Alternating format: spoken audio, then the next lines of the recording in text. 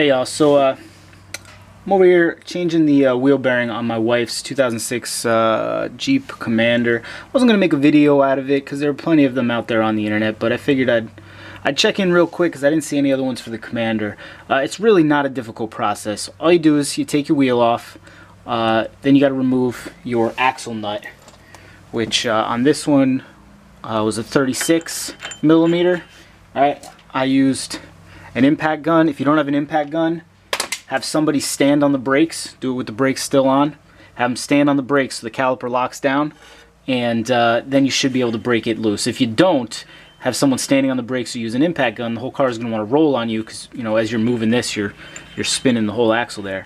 So you get your axle nut off, pull your caliper off. That's what I got up here. Pull your rotor off. Then you're going to come behind the knuckle, and there's 3 bolts holding your wheel bearing on right here. They're 15 millimeter on older Jeeps. It's a 12 point, maybe a ½ inch, something like that. On this one, it's 15 millimeter. There's one here. I don't know if you can be able to see it. There's one back up in there. The other one's right over on the other side, right here. So for a little bit of scale, I don't know if you can tell what you're all looking at here. You've got your knuckles right down here. One there. One's up top and one's in the same spot on the other side, right? This is what the axle nut looks like. A lot of times when I put them back in, I'll put anti-seize in here because they tend to not get touched for a while. It's a little nerve-wracking. You really don't want to round this off. You know, it's going to kind of ruin your day. They can be a little difficult to come off. Like I said, this 2006 Jeep Commander has a 15 mil hex head. I'm told that that's the same on a lot of the new Liberties. I imagine it's the same on the WK and WK2 Grand Cherokees because they have the exact same front end. On older Jeeps with like a Dana 30 in the front, you're going to have a, I think it's 13 mil or ½ inch 12 point head. You have to have a 12 point or it won't work. So do your research beforehand. It's really not hard. So you've got your, all your brake stuff off. You got your axle nut off. Now you take these off. Now the fun begins. What you need to do, there are a lot of different ways, and this is how I do it, and I've never had a problem doing it this way. You take a big friggin' hammer, your BFH, and you just start tapping it, and you're essentially trying to tap this wheel bearing out this way. Now the difficulty is you can't just wail on one side or it's going to come out crooked, and you may mar the inside of that knuckle. So what I usually do is I tap it out that way a little bit, then I'll tap it back in. And essentially what I'm doing is kind of like wiggling it out, you know, as it's coming out.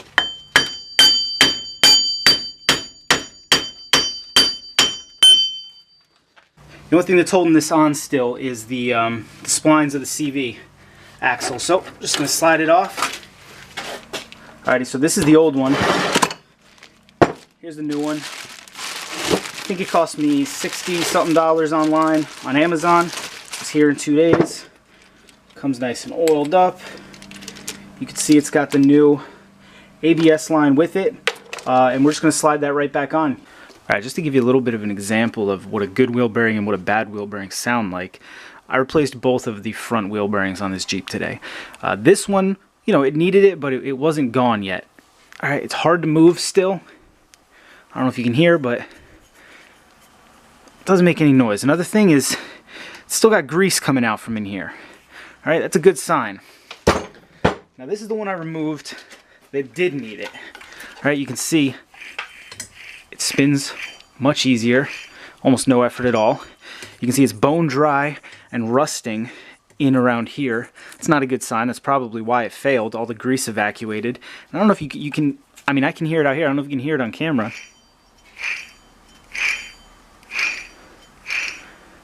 Alright, and going down the road, as soon as you hit about 30 or 40, I mean that thing was singing. It sounded like I had snow tires on, studded snow tires or something. Alrighty, so for this particular model, like I said, it's got that integral ABS line.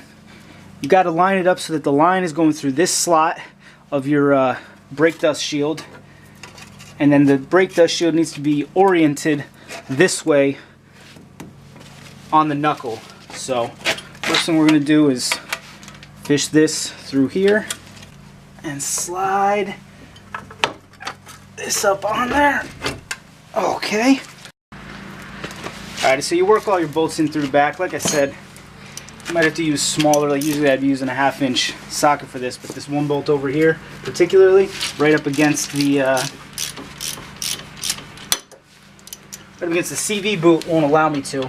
Now, when you're tightening these down, I recommend you go a little bit on each side and keep going around in a circle. You want this thing to seat properly. You don't want to pull it in crooked or anything.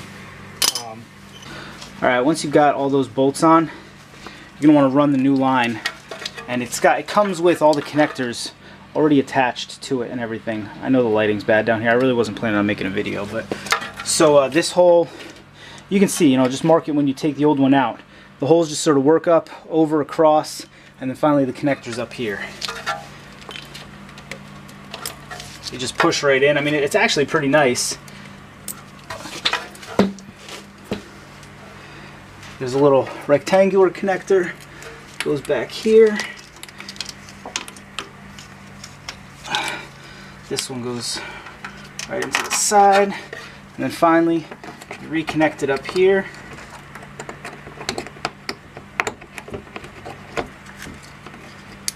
And last one's right in there.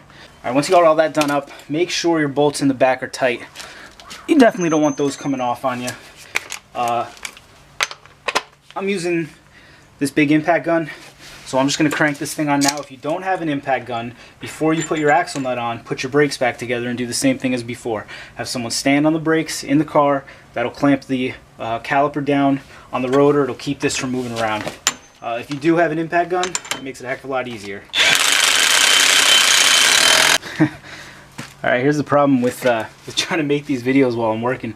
The astute observer will notice that I had this thing on backwards in the last frame, so I just had to take this whole thing off, flip it around the other way. It was back here, I couldn't get the caliper on. So pay the heck attention. Doing this for a third time today because I already did the other side. Now I'm doing this side again. It's alright, practice makes perfect, I guess. Oh man. Hey, if it fixes the problem, I'll do it 10 times. I don't care, Here's what this thing was doing. It was making a very loud, speed-dependent noise. What that means, there are two types of, well, not just two, but most of the time when you're talking about cars, you're either talking about a speed-dependent noise, meaning it changes pitch or tempo with the speed you're going, or an RPM-dependent noise, which means it changes speed or tempo or whatever with the RPMs of the motor. An example of that would be if your alternator was making a noise. The noise would be dependent on the speed of the motor, since your alternator is attached to your motor. A speed-dependent noise is something like something stuck in your tire, squeaky brakes, a wheel bearing. So being able to tell the difference between a speed-dependent noise and an RPM-dependent noise will help you diagnose something. I've never seen a wheel bearing fall off. I've seen a wheel bearing fail. In fact, I have a video of it. I think it was like the 3rd video I ever put up. If you want to see the aftermath of a wheel bearing seizing and failing, go back to, I think it's labeled worst case scenario. I'll put a link down in the description. It is carnage. If that doesn't convince you to replace your wheel bearings when they're bad, I don't know what will. It was a nightmare, Alrighty, now this method is totally applicable for anything that has bolt-on wheel bearings, as opposed to press-in. So it's going to be a lot of American cars, definitely most Jeeps. But if you are doing this on a WK or an XK, that's a Commander, or a newer model Grand Cherokee, here's what all the tools that I needed to get the job done. Ever you're going to need a 19 mil to remove your lugs. Jeep lugs are 19 mil. To remove your brakes, you're going to need a 21. Your brake caliper. I use both a wrench and a socket. You can get by with either or. To remove the actual wheel bearing, you're going to need 15 mil. This deep socket is the one I needed to get the top bolt. That's the one that's right behind the main arm of the knuckle there. And then I also needed a short, stubby 15 mil to get one of the other ones. That again is because of the CV axle boot. I also had a 15 mil wrench, didn't really use it, but I did pull it out. Some kind of flat screwdriver or pry bar is going to make it a whole lot easier to get the mounting hardware for the ABS line out. Probably not necessary, but you know, probably a good idea. BFH, I use this in literally every project. If you don't have a good hammer, and I don't mean like a carpenter's hammer, I mean, I think this is a 2.5 pound hammer. If you don't have a 2 or a 2.5 pound big hammer with a good handle you can just beat on, you see right there, it's all mulched up. It's because I use it, if I have a hard bolt, I get my wrench on there, and then I can use this to give it a little bit of extra, you know.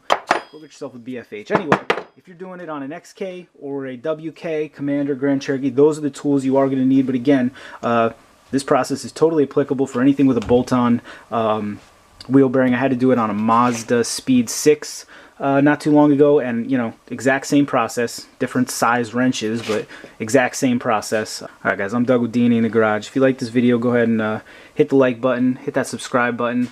I'll be coming back at you soon with some more good videos, alright? Thanks guys, see you next time.